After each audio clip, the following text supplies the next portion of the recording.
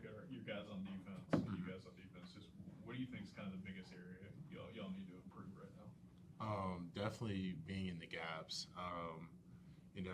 When teams, especially teams that can drive, see a lot of space and you see kind of an open floor. I mean, anybody who can play college basketball can drive it, either hand. So I think at times we were too flat and not in our gaps. So that gave them the confidence to drive, which you get a couple of easy makes, then the hard shots going in. And then two, we opened up way too much. Like if they were right-handed, we would shade that right hand so much that we basically opened up the left gate. And like I said, we're all D1 basketball players now. We're in SEC play, all high major. You're gonna be able. People are gonna be able to drive with their offhands. I mean, even if they're not the best at it, they will still be able to drive with it. So I think that's the step we obviously need to take forward to just kind of growing what our defensive presence needs to be.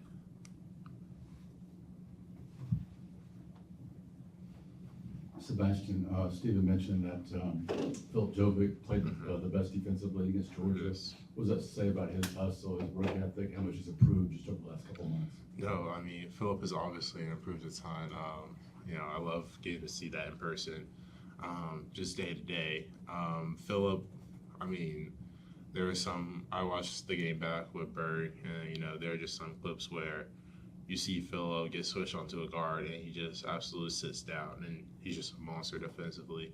And, at times, I felt that in practice, when back in the summer when we would play one-on-one against each other, you would kind of feel like, okay, like it's not as easy to score. But, he's now finding his rhythm, he's finding his way. And, I love Philip. So, it's really, it's happy for me to see just because I know that's something he's been beating himself up for a while at times.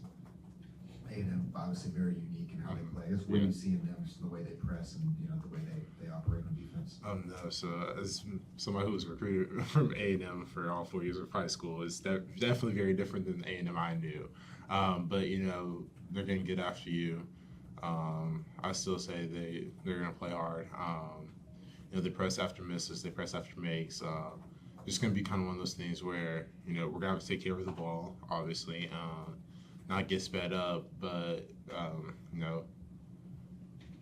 if they decide to press us, we're just going to have to show fours and the ones are going to have to show we can handle the ball, we can handle that pressure, and go out and attack like we can do and what we have done when we faced presses in the past. You guys, up front, this might not be as big of a front court, but you guys are number 13 in the country in offensive rebounding. You're getting better on the defensive glass. What's that kind of said about y'all and just the effort y'all put on the glass every night? No, I mean, it definitely, offensively, when we crash, we all crash. We see it as a scoring opportunity. We Philip, me, Key, Murph, even Elijah, when he gets in, sometimes at the four, we all use it as a scoring opportunity. And then defensively, it's kind of just limiting them to one shots because we know, obviously, our guards worked really hard to get them to shoot maybe a terrible shot or, they're contesting. So, and let's say we haven't really been involved in ball screens or something like that, the least we can do is get the rebound in that possession. So it's just kind of one of those things, playing for each other. And, just kind of trying to build up our defense from our rebounding. And, when we get rebounds, we get to go out and do what we like to do, which is play in transition. So for us, that's even more fun. Like the third straight game, y'all are going to play against a team that's going to play fast, run a lot of guards out. For you as a big man, I know you have to switch out a lot or go out on the perimeter. What's the key to defending teams like this, especially for some of the bigger guys out there? For some of our bigger guys, really staying disciplined in terms of, the moves that they make.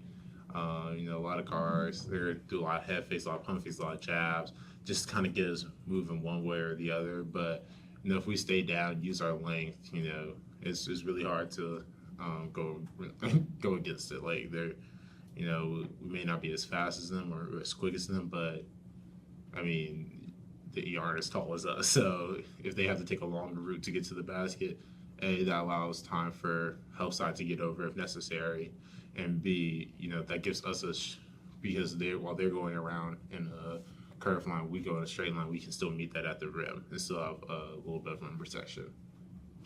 Sebastian, Steven was saying that he was looking forward to this game specifically for you because he thinks the ball will be in your hands a lot, beating a press. Yes. What's your mindset when you're doing that? I mean, first off, to be decisive.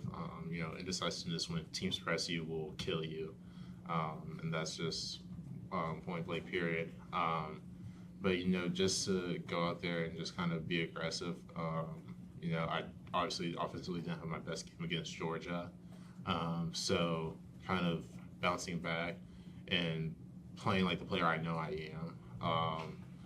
That's kind of what I'm looking forward to with this game.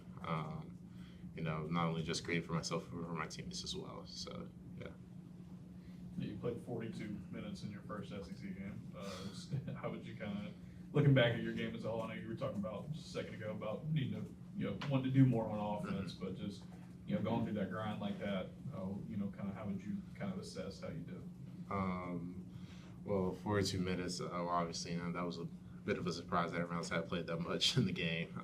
I know my jersey felt like it, but, I'm used to sweating a ton. So, but just going through it, just keeping the main thing. I know defensively I still got to be solid. I still can't have any lapses. I think just kind of trying to persevere through the fatigue at times, just because it is really easy to, I'm a freshman, I'm in my 40th minute, probably could have gotten a sub for a second, but no, the team needs you. The team, every guy on the court matters and is on there for a reason. So you need to, mentally stay sharp, kind of be there, especially one late in the game where we didn't really have a point guard and we were running plays. And I'm trying to help with Key knowing where he needs to go, KO needs to go, where Elijah needs to go, just because we're kind of that's not a lineup we typically run in practice, or have ever run in practice. So, just kind of ad-libbing in that situation. I would say just kind of just trying to stay focused and, focus on getting the win, obviously, which we didn't get, but, that was, it was definitely experience that I won't ever forget. Anything else? All right, thank you.